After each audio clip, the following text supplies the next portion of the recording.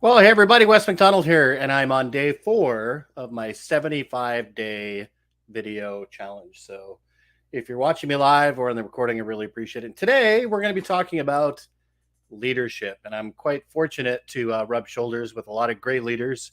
I did mention some of them in the post title, and you'll see them there. Certainly very fortunate in my career to have worked with so many great leaders.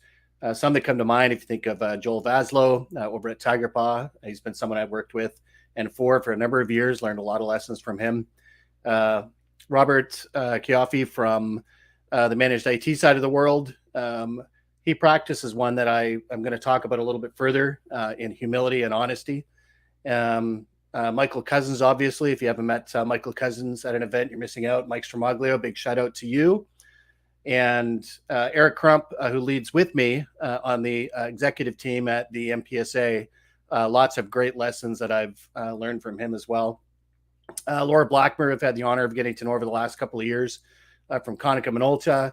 Tami Beach, obviously, from HP. Some big shout outs to some people that I've learned a lot from over the years in leadership. And how could I forget Frank Wazkun out there? Frank, if you're watching, really appreciate you as a leader in our space. I'm going to go through a list of some of the things that I think define hopefully some of my own leadership skills, but certainly those that I admire in a lot of those names that I just mentioned there. The first one that I'm going to bring up is humility. And one of the best skills I've ever seen in effective leaders is the ability to know when you're wrong and to admit that and to fix it. And also to look at what customers' needs are above kind of what we think they deserve to get. And I'll extrapolate on that, that sometimes in a leadership role, we have a pretty predefined vision of what we're trying to do.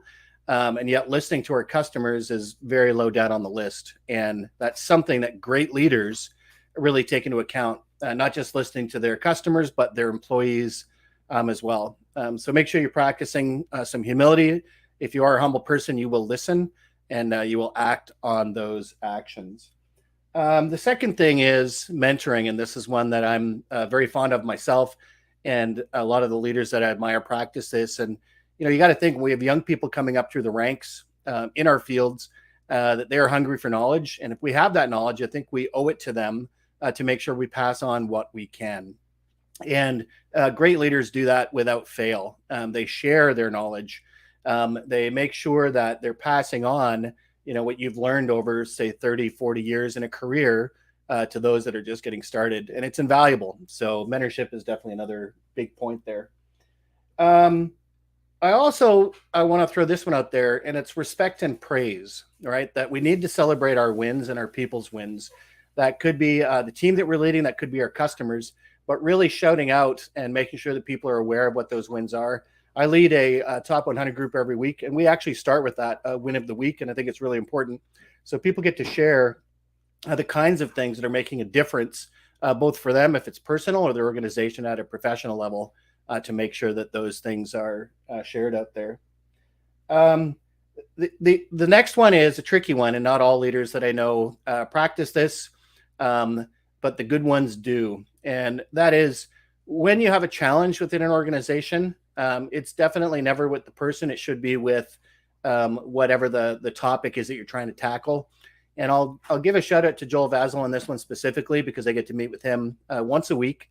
And whenever we have something that we're talking about, which is either a roadblock for me or something that could be done differently, we work together to come up with solutions, 3 ideas generally, to get around that. So it's a brainstorming session that we do together, and I certainly really appreciate it. I think it's one of the strongest leadership skills that I've ever encountered, is just that ability as a leader to really work and come up with solutions to things that seem insurmountable. And I've yet to come across one that we haven't been able to work out together. So really appreciate that, and try and practice that myself as well.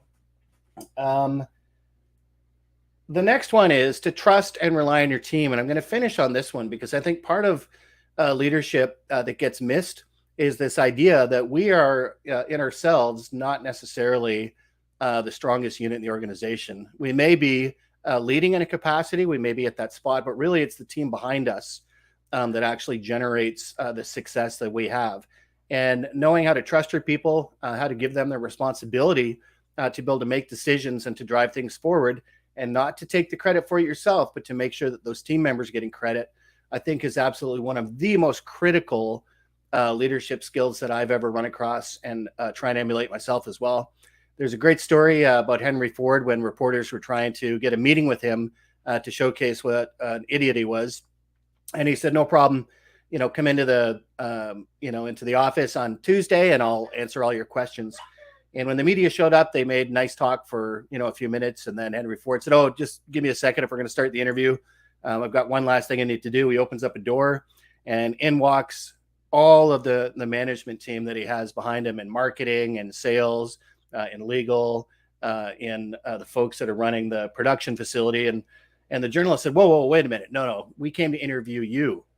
And his response was, you can't interview me unless you interview these people, because they are who I am. So I'll leave you on that final note, that final story. And we'll see you again, I guess, tomorrow at, whenever. I guess I don't schedule these. We'll see you tomorrow. Until then, keep learning.